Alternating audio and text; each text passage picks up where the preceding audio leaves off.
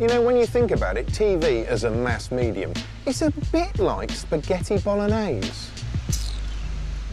Yes, because everyone likes spaghetti bolognese. It's got truly universal appeal and it's something the whole family can enjoy. But recently there's a group of people who haven't been joining in such great numbers because they're too busy snacking on other things and they've ruined their appetites for the bolognese, which is television. Yes, young people are very much the bolognese deniers of the TV world, and that's a problem.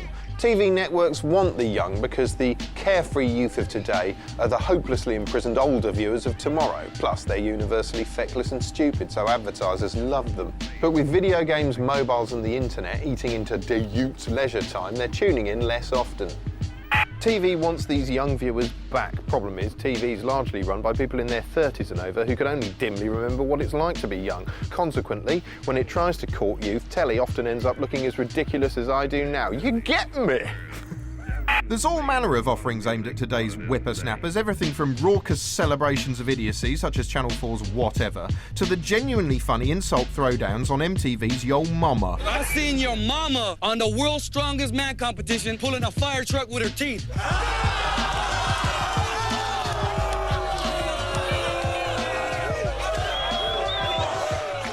Your mom is my cleaning lady. Some of these shows succeed and some don't. Teen angst drama Skins is one that has. But is this what young people really want? Conventional wisdom has it that young people are idiots with short attention spans who don't enjoy serious topics and want to see other young people on TV. But is that true? To find out, we invited a group of bona fide young folk to watch some stuff, and because they've got such short attention spans, hold up a card indicating when they're bored. Channel 4 decided to cut out the middleman and hand control directly to the viewer. 12 young people were selected from around the country and given a shedload of money to make absolutely anything they wanted. Welcome to Whatever. James. I couldn't live without pussy and my mum. Don't put them two things together because I'll slap you. I'm most proud that I've got big boobs and when I take my bra off they don't move. Coming up on tonight's Whatever. Fanny parts. And what happens when you introduce a porn star to your parents? This show is going to be fucking ill. And you know what? This TV shit is a piece of piss. Look at this. Is this how you'd like to see sort of your generation being? I mean, I know they're slightly older than you. As they were coming in, they looked like complete sap.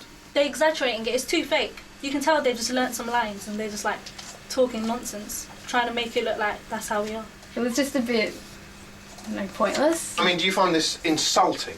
Yeah, I just think like they've made this programme, they can talk about whatever they want and they're choosing to talk about prostitutes. There's so it's a bit shallow behind it. Yeah. Oh dear, okay. Oh, I expected them to enjoy that. Well, never mind, the shallow young sods are bound to love Audrey. Yeah, that's good right there. The theme of my party is haute couture. I love fashion and name brands. If I rule the world, the sky's the limit. Betsy Johnson, 7, Chanel. Gotta love it. I think it's just really sad to see how important material things are to some people. I've seen it before. It's like for their 16th, a girl got like a Jeep or something, and I was 16. I couldn't even drive. I can't even drive, let alone have a car by then.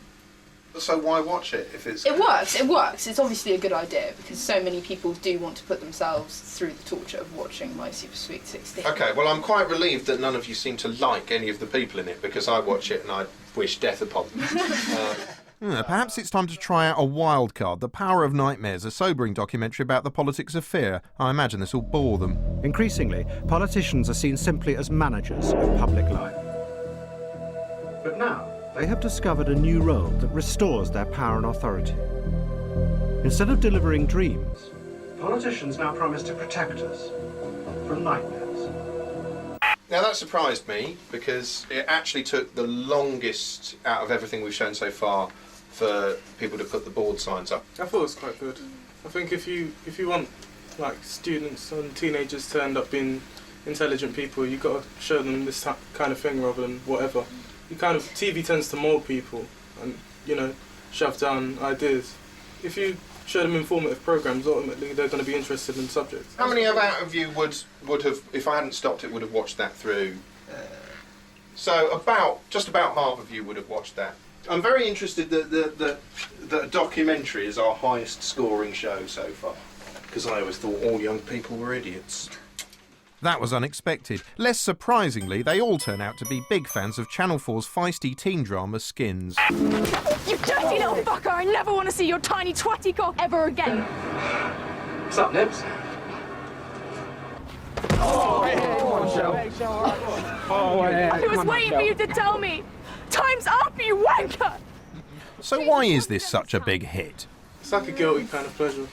Guilty pleasure. Yeah, it's just the problems that they It's deal so with. well written, though. Yeah, it is well written and it's dramatised overly, but that's gonna happen. It's just the way that they deal with different problems because there's that girl who's got the eating disorder in it, I think. It's kind of like a fairy tale because they're all of the girls in it are really, really beautiful. Yeah, she was a pig. Another interesting thing, about half its audience is over 35. Now, why do you think they're watching it? So paedophiles? Ha ha ha, those young people are hilarious. And presumably, they like to see young presenters on TV. I actually can't stand some of the younger ones, like Fern Cotton. I really can't stand her. Yeah, she is a bit... She really annoys me. A bit over the top. Like Alex Zane as well, people like that. That voice. Oh, well, they probably hate old, boring programmes, yeah? If you were in charge of a TV network and you could put anything on, what would you put on? Inspector Morse. Inspector Morse. 2 Ronnies. 2 Ronnies? Ronnie Barker was a Father Ted legend. was funny. I used to like that. Yeah, absolute legend. Father Ted. What That was happened to actually good Blackadder? in Why time. can nobody write comedy like Blackadder anymore? We need more Rowan Or, Atkinson. or Black Books. Black Books was Black Books incredible. was awesome. You lot are weird! Except they're not weird and they're not young people, they're just people. And they're as ill-served by gormless idiocy as anyone. They just want decent programmes. Although, if you ask me, rather than sitting around moaning about telly, they should be doing national service or working down a salt mine, the fetus-faced lucky young shits.